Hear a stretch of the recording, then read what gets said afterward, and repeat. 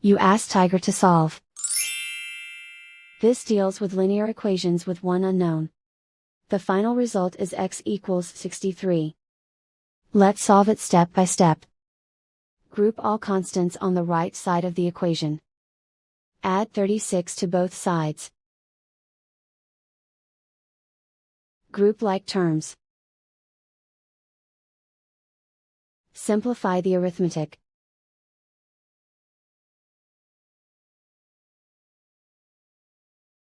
Convert the x into a positive number.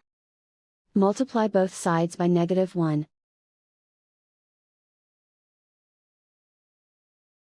Remove the ones.